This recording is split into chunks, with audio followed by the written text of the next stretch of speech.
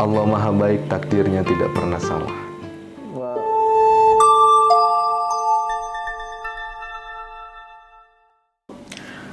Hai teman-teman semuanya, kembali lagi saya Teja Yuda. Kali ini di Andaru Media telah hadir Gus Iqbal. Gus Iqbal, apa kabar? Siap, kabar baik Bung Teza, long time no see ya. Iya. Siap. Sehat ya Gus ya? Sehat, kabar baik, kabar baik, kabar baik. Gus Iqbal ini teman-teman merupakan magister kesejahteraan sosial dan akhir-akhir ini sedang fokus untuk suatu program ya, pemberdayaan yang mana juga dituangkan dalam tesisnya di studi S2-nya itu mengenai kolaborasi antara masyarakat dengan santri berupa pemberdayaan ekonomi. Betul. Begitu ya Mas ya? Betul, betul. Dan bagaimana untuk pengalaman ketika riset, idenya tentu saja didapatkan sebagai best practice yang dilakukan di pesantrennya Al-Baghdadi ya. Betul. Begitu ya Mas ya? Betul, Bung Teza. Tepatnya ya, tadi kan banyak bisnisnya nih.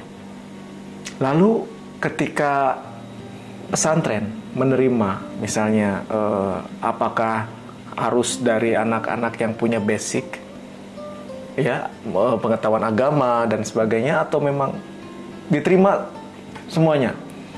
Pada prinsipnya mereka yang mau belajar diniatkan dari rumah atas restu dari orang tua mereka yang mau dititipkan ke kami, monggo. Asal tadi mau diajar, mau dididik, kan gitu. Setelah itu ya kami menerima. Kami menerima, ikuti aturan yang berlaku di Pondok Pesantren Al-Baghdadi. Seperti itu. Dan itu semua tidak dipungut biaya? Sama sekali 0 rupiah. Meskipun misalnya kan tentu setiap anak ini mungkin dari latar belakang yang berbeda barangkali begitu ya. Pasti. Ada yang memang orang tuanya ada juga yang memang mungkin ada keterbatasan tertentu begitu. Iya. Semua kita pukul rata. Kita artinya gini, Abah tuh dulu dauh kalau saya tidak akan membangun sebuah pesantren kalau masih bayar. Oh. Janjinya Abah di situ. Abah ya. Hari ini terlaksana, terrealisasikan sejak tahun berapa ya? Kira-kira 98 deh. 94. Dari 94 kita di Cibitung, lalu 2012 kita pindah ke Tanah Karawang. Dari Cibitung dulu nih sebetulnya. Cibitung dulu. Nah sekarang Cibitung masih? Sudah enggak. Sudah enggak pindah ada. Ke Karawang. Betul. Ya. Karena kan tadi keterbatasan satu tempat mungkin sudah tidak muat. Dari banyaknya santri dan juga jamaah yang hadir, makanya kita hijrah ke Tanah Karawang pada tahun 2012. Berapa hektar ini sekarang semua? Kurang lebih 12 hektar sampai 15 hektar kurang lebih, Bung. Kurang lebih untuk bangunan full itu ya 12 sampai 15 hektar. Termasuk Taman Hudhud itu? Termasuk Taman Hudhud. Termasuk. Taman Hudhud itu 1,2. Jadi cuma ya 10%-nya. Oke. Jadi unit bisnisnya Gus Iqbal, dalam artian yang dikelola oleh Gus Iqbal ini dengan saudara-saudara dan mungkin juga di situ ada keterlibatan masyarakat ya tadi ya, dan santri tentunya gitu. Apa saja Gus yang katakanlah tadi menunjang operasional pesantren, bahkan bisa untuk katakanlah uang saku untuk santri begitu. Dan ada benefit juga untuk masyarakat tentunya toh. Yeah. Jadi yang paling menonjol ini ada 2 bisnis utama, yaitu bisa kita lihat Taman Hudhud dan juga air mineral. Air mineral. Ya, air mineral. Taman Hudhud ini kita peruntukkan bagi mereka yang mau family gathering atau acara-acara dan lain sebagainya, rekreasi, kita fasilitasi mereka. Dan juga air Al-Baghdadi ini kita pasarkan kepada pasar umum juga. Gitu. Terlebih kalau misalkan lagi ada acara di Pondok Pesantren Al-Baghdadi, pasti mereka nggak mau kalau bukan pakai air Al-Baghdadi. Gitu, Bung. Selain itu, kita juga ada OSDA, Bung. OSDA itu berupa apa? Virgin coconut oil. Kalau Bung pernah dengar virgin coconut oil, kita ada pabriknya hari ini di Pondok Pesantren. Pabriknya langsung? Pabriknya langsung. Kita sudah standarisasi BPOM, MUI, dan lain sebagainya. Pokoknya perizinan sudah lengkap. Gitu, Bung. Jadi yang terbuat dari 0 sampai dengan 100% itu di Osda itu tadi. Kalau air kita masih maklun. Pabrik kita ada di Sukabumi. Gus, kembali ke pengajian. Ini sampai ribuan orang hadir. Ya, baik itu yang mingguan tadi, apalagi yang bulanan. Oke. Apa yang membuat mereka tertarik sehingga hadir tidak hanya dari Kerawang, dari lokal Jawa Barat, tapi juga Pulau Jawa, bahkan dari Pulau Jawa? Betul. Iya. Hampir rata seluruh Indonesia, Pak. Seluruh Indonesia? Ya. Jadi untuk menjawab itu, saya harus memposisikan diri dulu sebagai orang awam, betul? Oke, silahkan. Jadi saya pernah satu ketika nih, bukan pernah ya, sering menanyakan kepada jamaah yang baru ataupun yang lama, kenapa sih kok bisa seistiqomah itu? Jauh dari Lampung. Yang jamaah Lampung saya tanya, yang jamaah Kutai saya tanya, yang jamaah Toli pun saya tanya, kenapa kok bisa tetap istiqomah walaupun nun jauh di sana, tapi bisa hadir ke sini? Jawaban mereka hampir semua rata-rata sama. Yang pertama adalah sosok figur. Figur daripada Abah Junaid al-Baghdadi ya. Figur daripada Abah. Yang kedua, metode yang disampaikan dalam pengajian itu adem. Tidak memprovokasi salah satu kelompok dan golongan. Kita fokus terhadap apa yang Allah berikan ke kita dan kita syukuri, lalu ini menjadi nikmat yang bisa ditambah dan ditambah terus. Gitu. Jadi kan kita pakai metode itu, apa ya, metode itu kayak semacam amaliyah. Amaliyah yang kita amalkan itu adalah zikir manakib. Zikir manakibnya Syekh Abdul Qadir Jailani. Seperti itu. Jadi dalam situ kita ada Mauidhah Hasanah atau ceramah-ceramah dari kiai, habaib, para ulama. Terus juga nanti ada zikirnya, sesi zikir. Terus juga ada tawasulnya dan juga ada doa bersamanya. Seperti itu Bung Teza. Menarik sekali. Sehingga orang dari manapun menghadirkan dirinya ya. Betul. Sampai jam berapa itu kalau malam? Kita paling malam itu jam 12 malam. Jam 12 malam? Jam 12 malam. Mulainya jam 9 malam. Jam 9 malam? Jam 9 malam sampai dengan jam 12 malam. Mau itu yang mingguan atau yang bulanan? Yang bulanan mungkin agak malam sedikit, selesainya bisa sampai setengah 1 malam mungkin. Itu udah paling lama. Pak Presiden Jokowi kita tuh sudah 7 kali ikut zikir manakib di Pondok Pesantren Al-Baghdadi, Pak. 7 kali ya? 7 kali sebagai presiden yang ke-7. Gitu, Bung. Wow, ini pas sebagai presiden. Sebelumnya? Sebelumnya 6 kali, yang ke-7 kalinya sebagai presiden. Wow. Jadi 6 kali sebelum presiden, semenjak beliau masih zaman gubernur dan belum ada woro-woro untuk dijadikan capres, sudah ikut ngaji istiqomah hadir. Dan yang ke-7 kalinya, beliau hadir sebagai Presiden RI yang ke-7. Begitu Bung Teza. Lebih ramai lagi. Betul, magnetnya sangat kuat memang. Dengan atau tanpa hadirnya Pak Jokowi, memang jamaah sudah ramai dan berada di mana-mana. Nah, peran santri di sini ketika pengajian itu di mana ini? Satu, ada yang kan bagiannya masing-masing Bung Teza. Ada bagian dari panggung acara, ada bagian yang dari dalam pondok sendiri, ada yang bagian dalam menerima tamu dan lain sebagainya. Kita pencar masing-masing dengan tupoksinya masing-masing. Ada divisi-divisinya setiap ada acara itu. Jadi sudah namanya acara mingguan, kita nggak akan kaget gitu loh. Ini apa yang kurang, sudah berjalan demikian, ya udah lakukan apa yang harus dilakukan, selesai. Ini udah nggak kagok-kagok lagi nih, kaku-kaku lagi ya, karena memang sudah terkelola dengan baik. Bahkan untuk datangnya seorang Pak Jokowi pun kita nggak ada secara khusus membentuk kepanitiaan tuh nggak ada. Gitu. Jadi hanya ya koordinasi sana sini, selesai, kita jalan. Secara konseptual memang sudah matang dari awal. Ini tinggal ibarat kata protap, kita tinggal menjalankan. Gitu. Menarik sekali ya. Jadi para santri juga ikut terlibat.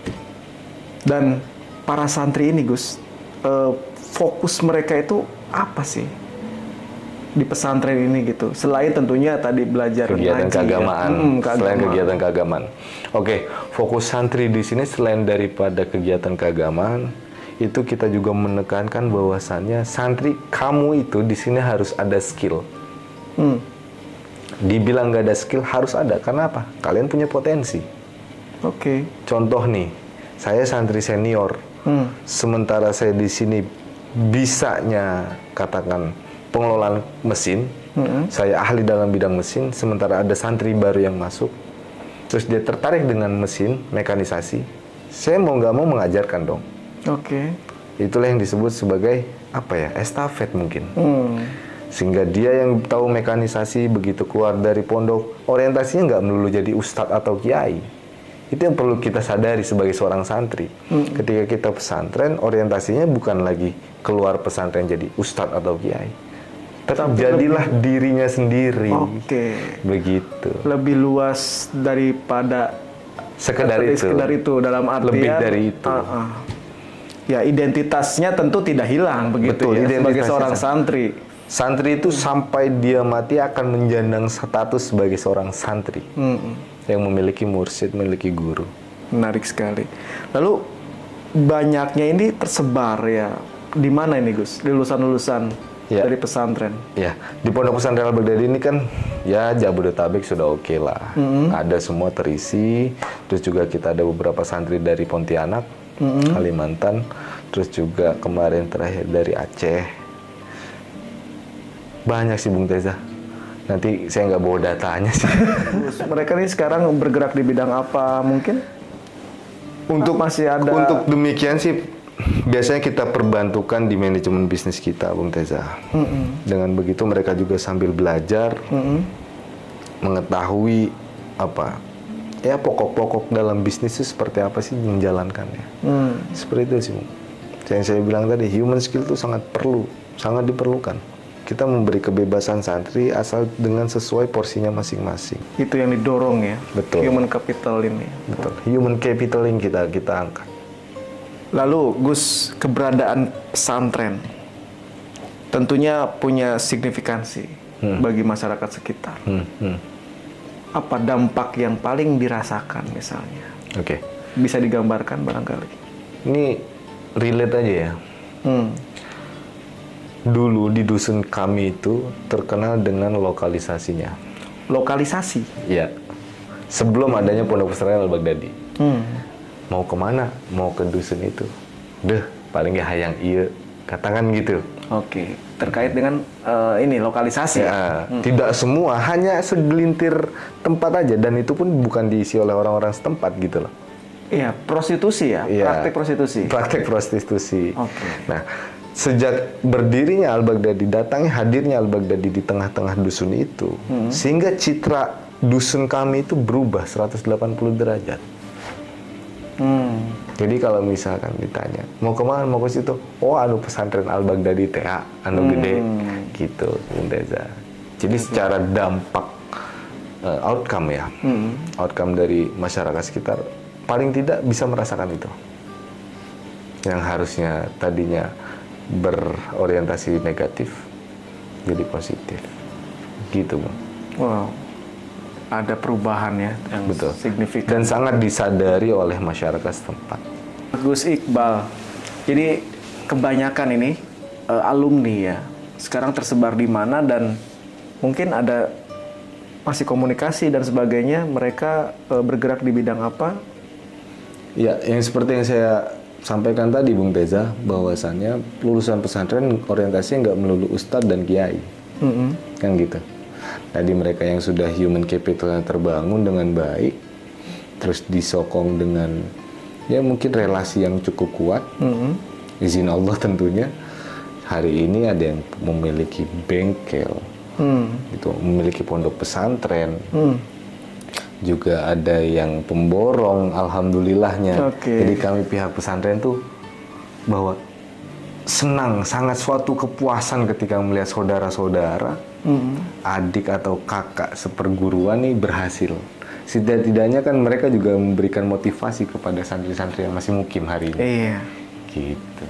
Dan terima kasih Mas Iqbal. Siap.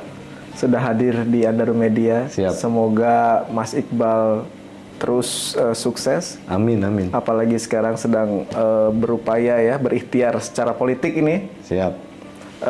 tentu saja kami mendoakan yang terbaik. Amin. Terima kasih Bung Teza. Sukses juga buat Bung. Seburuk-buruknya pendidikan yang sudah kita nyam, paling tidak memberikan dampak kepada diri sendiri bahwasannya bijak sejak dalam pikiran. Bijak sejak dalam pikiran ya. Gus, sosok Abah ini bagaimana Gus memaknainya? Sosok Abah ini terlalu complicated kalau saya bicara di sini, sampai nggak bisa jadi ini subuh baru selesai, Pak. Oke, ya mungkin gambaran besarnya begitu bagi Gus Iqbal. Abah Junaidi Al-Baghdadi ini sebagai orang tua juga saya menempatkan sebagai mentor dalam politik, mentor dalam ekonomi, mentor dalam sosial budaya, dan lain sebagainya. Semua ilmu beliau kuasai. Dan saya hari ini bersyukur, sangat bersyukur bahwasannya apa ya? Gue saking gak anunya Bung Teza. Sebagai orang tua juga beliau mentor, segala mentor untuk saya. Oke. Saya itu prinsip hidup gampang aja, Mas Teza. Saya ingin berbuat yang terbaik, yang bermanfaat untuk orang banyak. Karena Abah selalu memesankan kepada saya bahwa, Mas, selama kamu bisa menyenangkan orang lain, Allah nggak akan bikin kamu susah. Selama kamu bisa mengenyangkan perut orang lain, Allah nggak akan buat kamu lapar. Dari situ saya bangkit bahwasanya saya harus menjadi orang yang bermanfaat untuk orang lain. Begitu besar ya. Betul. Sosok Abah ini mempengaruhi Gus Iqbal ya. Betul. Baik secara biologis maupun secara ideologis tentu. Betul, Pak. Yang keren tuh gini Mas Teza. Iya. Saya pernah satu ketika tanya ke Abah bahwa caranya orang memiliki pemikiran besar tuh apa sih? Gitu loh. Lalu beliau menjawab bahwa pemikiran kamu harus didasari oleh orang banyak. Ketika kamu memikirkan banyak orang, maka Allah akan buka pemikiran kamu seluas-luasnya. Tapi ketika pemikiran kamu itu untuk diri kamu sendiri, kamu tahu corong, Abah bilang. Iya, Pak. Semakin rucut, itu semakin kecil dan semakin tidak bermanfaat. Jadi seperti itu. Semakin kita memikirkan orang banyak, Allah akan buka pemikiran kita. Semakin kita memikirkan diri sendiri, malah Allah akan mempersempit pemikiran kita. Gitu, Bung Teza. Oke, sehingga alirannya itu jadi sedikit. Betul, betul. Sehingga itu yang membuat pemikiran kita besar, jiwa kita besar. Dan kita memikirkan banyak orang. Kapasitas kita juga semakin besar. Iya, betul. Semangat sekali. Allah Maha Baik, takdirnya tidak pernah salah. Wow. Amin. Amin loh. Amin. Oke, teman-teman, itu perbincangan saya dengan Gus Iqbal ya. Semoga bermanfaat bagi kita semua dan kita semua terus bertumbuh, berkembang, berbunga, berbuah, dan bersuka cita. Sampai jumpa kembali. Terima kasih, Gus. Terima kasih, Bung Teza. Sehat selalu. Oke. Sukses.